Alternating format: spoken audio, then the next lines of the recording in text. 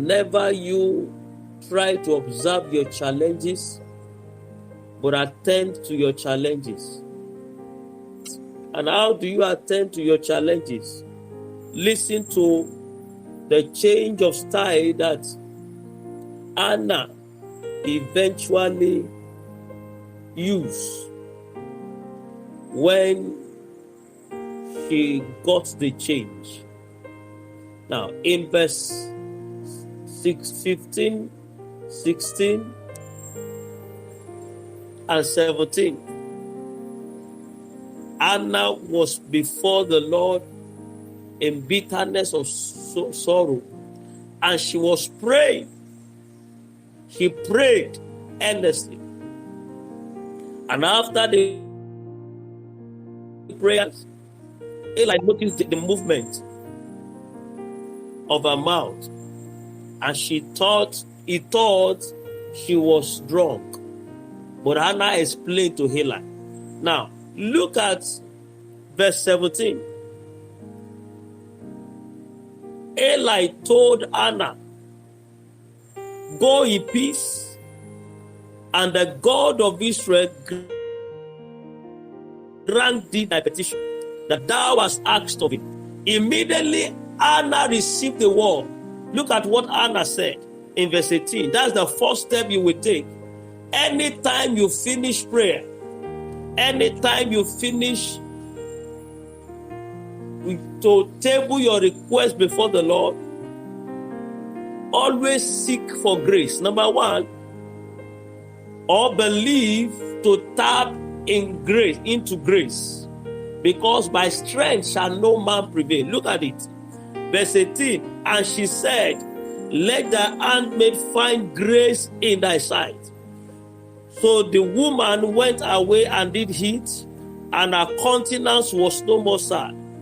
The first thing that came out of her mouth is that although I have prayed, I know it's not going to be my strength, it's not going to be by my power, but I submit to the will of God. Always seek for grace.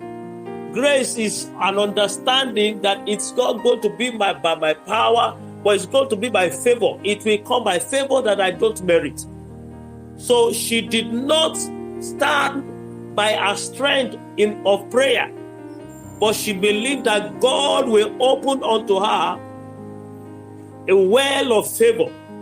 Zechariah chapter 4 verse 6, the Bible said, "This is the word of God unto Zerubbabel, not by power, not by might, but by my spirit, saith the Lord."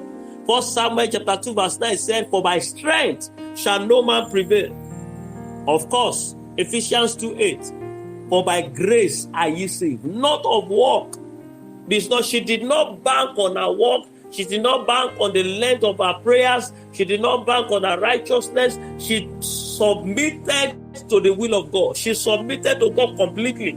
In 1 Peter, the Bible spoke to us about what grace can do. It said grace establishes, grace strengthens, and grace settles.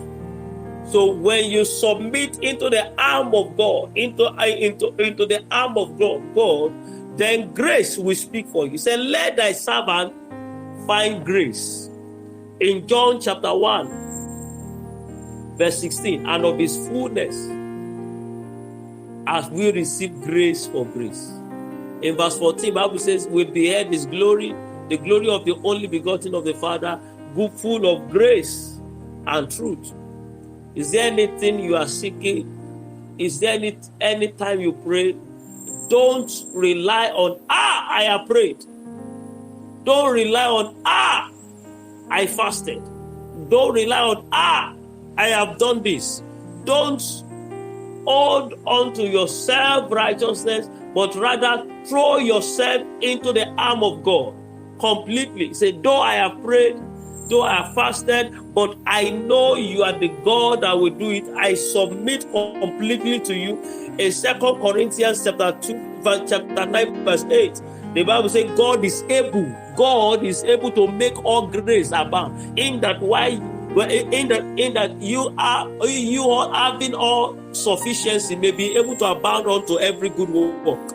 And in chapter 8 verse 9, the Bible says, For ye know the grace of our Lord Jesus Christ, though he was rich, but for your sake he became poor, that ye might become rich. Psalm 81 verse 11.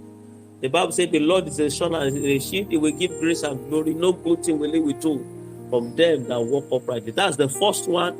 Then the second thing you must do, look at it. In verse 18, she said, let thy handmaid find grace in thy sight. Then number 2 thing that she did was that, so the woman went away. She went away. That means she turned completely away from her pain.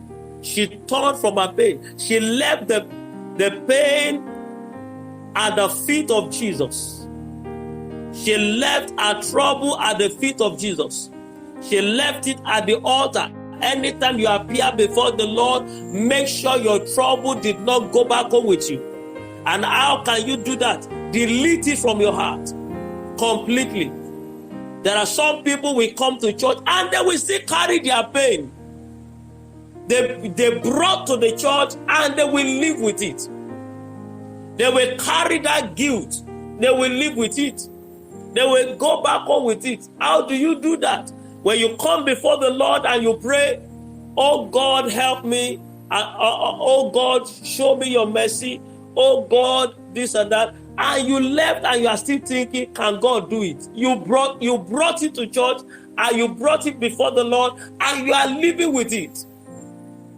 So with that, you cannot accelerate the manifestation of your prayers. And the third thing she did was that Bible says, and she did eat. She did eat. She went away and did eat. That eating in that part is speaking of the word of God.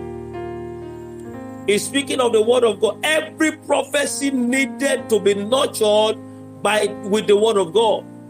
Every prophecy needed to be nurtured with the word of God. Always use the word of God as your succor. Always use the word of God to build up yourself. Don't go, though he has spoken his word, use his word to back up his word. Acts chapter 19, verse 20. The word of God grew mightily. Acts chapter 12, verse 24. Acts chapter 20, verse 32. I commend you to God and to the word of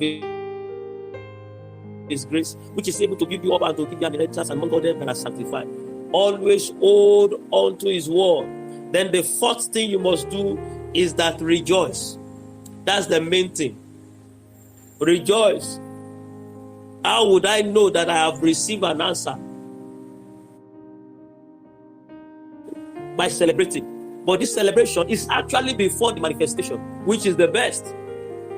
That's the Jehoshaphat kind of celebration. The celebration that would not wait for the physical, the tangible manifestation of that prayer, but we start celebrating even after you just prayed and you have not seen the tangibility of your prayer. You have not held the evidence in your hand. You have not seen it, but yet you are celebrating that it has happened. Confessing it with your mouth, celebrating it. It may be difficult to do, but if you can do it, it's a right step in the right direction. Don't bow down your head even in pain. Don't bow down your head in shame. After your prayers, it's a sign of hopelessness. It's a sign of helplessness. Anytime you pray, rejoice. Thank you, Jesus. Lord, you have answered my prayer. Rejoice in the Lord. And again, I say, rejoice. Philippians chapter 4, verse 4. This is a very important key. First Thessalonians chapter 5, verse 18. The Bible says, give thanks. For this is the will of God. Rejoice. Rejoice. I'm telling somebody tonight, rejoice. After the prayer, believe the Lord has answered you and rejoice. Believe he has answered you and rejoice. And the fifth thing is very, very, very important. And the last one Bible says, and she worshipped the Lord. In verse, I think that is in verse 19. And they rose up in the morning early and worshiped before the Lord. That worship in that passage speaks of service. She did not allow whatever she was going through to affect her service unto the Lord. If only you can do these 5 things, your miracles will come faster than you ever imagined. If only you can do these 5 things, the answer to your prayers will be faster. I see someone here receiving your miracle earlier than you ever expect in the name of Jesus. You are going to cry to God, Father, I receive my miracles tonight. I receive the answer to all my prayers. In the mighty name